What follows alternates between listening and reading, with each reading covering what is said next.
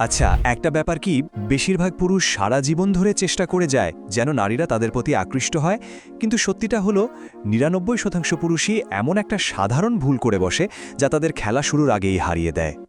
আর এই ভুলটা জানেন এতটাই বেসিক যে চেহারা যতই ভালো হোক বা যত টাকাই আয় করা হোক না কেন, নারীরা সেই পুরুষকে প্রায়োরিটি হিসেবে দেখে না, দেখে কেবল একটা অপশন হিসেবে।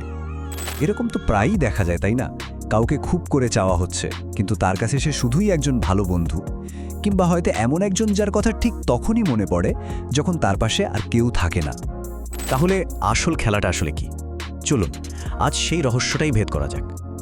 দেখুন, অনেকেই ভাবে আকর্ষণ মানেই ভালো চেহারা, দামি পোশাক বা অনেক টাকা পয়সা, কিন্তু সত্যিটা হলো এটা এসবের খেলা নয়। এটা আসলে পুরোটাই একটা মাইন্ড গেম, একটা মানসিক খেলা, যার মূল সূত্রটা লুকিয়ে আছে সিগমন্ড ফ্রয়েডের সাইকোলজিতে। আসল আকর্ষণ কোনো সিনেমার হিরো হওয়া নয়, বরং এটা একটা মাইন্ড গেম। ফ্রয়েডের মতে আমাদের অবচেতন মন মানে সাবকনশিয়াস মাইন্ড মূলত দুটো আদিম শক্তি দিয়ে চলে।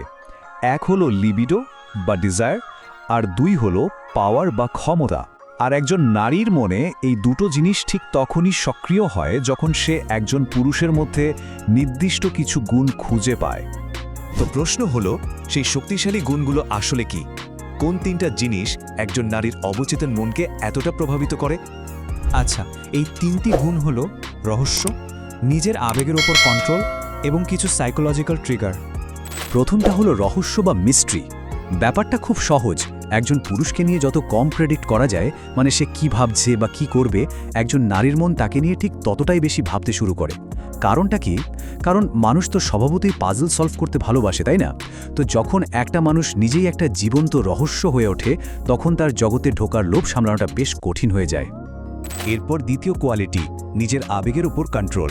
ফ্রয়েডের একটা দারুণ কথা আছে, যে নিজের ডিজায়ারের উপর কন্ট্রোল রাখতে পারে সেই কিন্তু অন্যদের মনের ডিজায়ার তৈরি করতে পারে। ভাবুন তো, যে মানুষটা সবসময় মরিয়া, যাকে দেখলেই বোঝা যায় সে কি চায়, সে তো একটা খোলা বইয়ের মতো, তাই না? কোনো আকর্ষণই থাকে না। কিন্তু যে শান্ত, যে নিজের ফিলিংস সহজে প্রকাশ করে না, তার মনে ঠিক কি চলছে এটা জানার জন্য অন্য মানুষটা অস্থির হয়ে ওঠে। আর ৩ নম্বরটা হলো সাইকোলজিক্যাল ট্রিগার। সত্যি বলতে এটা এমন একটা জিনিস যা বেশিরভাগ পুরুষই একদম বোঝে না বা খেয়ালই করে না। নারীরা কিন্তু শুধু কথায় গোলে না, তারা বরং ছোট ছোট সূক্ষ্ম ইশারায় অনেক বেশি প্রভাবিত হয়।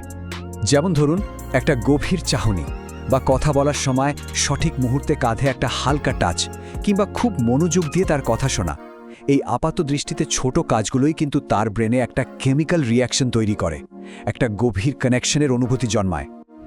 আচ্ছা, বেসিক কোয়ালিটিগুলো তো জানা হলো, এবার চলুন কিছু অ্যাডভান্স ট্যাকটিক্স দেখে নেওয়া যাক, যা এই আর্টটাকে একেবারে অন্য লেভেলে নিয়ে যাবে। একটা খুবই পাওয়ারফুল টেকনিক আছে, মিররিং, মানে তার অনুভূতিকে আয়নার মতো রিফ্লেক্ট করা। ধরুন, সে যখন খুশি তখন তার সেই খুশিতে জেনুইনলি আনন্দিত হওয়া, আবার যখন সে দুঃখী তখন তার সেই নীরবতাটাকেও ফিল করা। এই যে মিররিং, এটা তার সাবকনশিয়াস মাইন্ডকে একটা সিগন্যাল পাঠায় যে এই মানুষটা তাকে সত্যিই বোঝে, খুব গভীরভাবে বোঝে। আর সত্যি বলতে কি, এই মেন্টাল কানেকশনটা কিন্তু ফিজিক্যাল অ্যাট্রাকশনের থেকেও অনেক বেশি পাওয়ারফুল। আরেকটা দারুণ সূক্ষ্ম কিন্তু খুবই এফেক্টিভ কৌশল হলো পুশপুল এফেক্ট। এটা কীরকম? ধরুন, কথা বলার সময় হালকা করে তার দিকে একটু ঝুঁকে গেলেন, একটা ইন্টিমেসি তৈরি হলো। তারপর আবার ধীরে ধীরে একটু পেছনে সরে এলেন। এতে কি হয় জানেন? তার মনে একটা সূক্ষ্ম টানাপোড়েন তৈরি হয়। এক মুহূর্তে সে আপনার কাছাকাছি অনুভব করছে, ঠিক পরের মুহূর্তেই অবচেতনভাবে আপনার সেই নৈকট্যটা মিস করতে শুরু করে। এবার আসি স্পর্শের বিজ্ঞানে। সাইকোলজি বলে একদম সঠিক সময় করা একটা হালকা জেন্টেল টাচ ব্রেনে ডোপামিন আর অক্সিটোসিনের মতো কেমিক্যাল রিলিজ করে। এগুলোকে বন্ডিং কেমিক্যাল বলা হয়, মানে এগুলোই সংযোগ আর বন্ধনের অনুভূতি তৈরি করে। তবে একটা কথা মাথায় রাখতে হবে, এখানে সূক্ষ্মতা বা সাটিলিটি সব কিছু। টাচটা হতে হবে একদম ন্যাচারাল আর সম্মানজনক, যাতে সে কোনোভাবেই অস্বস্তি বোধ না করে। তবে এই সব কৌশল, সব ট্যাকটিক্সেরও উপরে যেটা, সেটা হলো মাইন্ডসেট, মানসিকতা। যদি কেউ চায় অন্যরা তার প্রতি আগ্রহী হোক, তাহলে তার মনে এই বিশ্বাসটা গেঁথে ফেলতে হবে যে আমিই হলাম আসল পুরস্কার। না, এটা কোনো অহংকার নয়, বরং এটা হলো গভীর আত্মসম্মান। নিজের জীবনে এমন একটা লক্ষ্য, এমন একটা ব্যস্ততা তৈরি করতে হবে যে অন্যরা অনুভব করবে তার সাথে সময় কাটানোটা একটা প্রিভিলেজ, একটা বিশেষ সুযোগ। একটু ভেবে দেখুন, যে মানুষটা 24 ঘন্টা অ্যাভেলেবেল, মেসেজ দেওয়ার সাথে সাথে রিপ্লাই দেয়, সে কিন্তু ধীরে ধীরে তার রহস্য আর গুরুত্ব দুটোই হারিয়ে ফেলে। অন্যদিকে যার জীবনে একটা বড় মিশন আছে, যার সঙ্গ পাওয়াটা একটা লাক্সারির মতো, তার অ্যাট্রাকশনটাই কিন্তু একেবারে অন্য লেভেলের। আর এখানেই কিন্তু সাইকোলজির একটা খুব বেসিক প্রিন্সিপাল কাজ করে, প্রিন্সিপাল অফ স্কেরসিটি বা দুষ্প্রাপ্যতার নীতি। মানুষ স্বাভাবিকভাবেই সেই জিনিসকে বেশি দাম দেয় যা সহজে পাওয়া যায় না, যা দুর্লভ। তাই মাঝে মাঝে নিজেকে একটু কম অ্যাভেলেবল রাখাটা জরুরি, এতে আপনার উপস্থিতিটা আরও বেশি কাঙ্ক্ষিত হয়ে উঠবে। আসলে সবচেয়ে বড় অস্ত্র হলো সেলফ রেসপেক্ট আর লাইফের একটা মিশন। নারীরা কিন্তু শুধু একজন পুরুষের অ্যাপিয়ারেন্স দেখে না, তারা তার জীবনের লক্ষ্যটাকেও ফিল করতে চায়।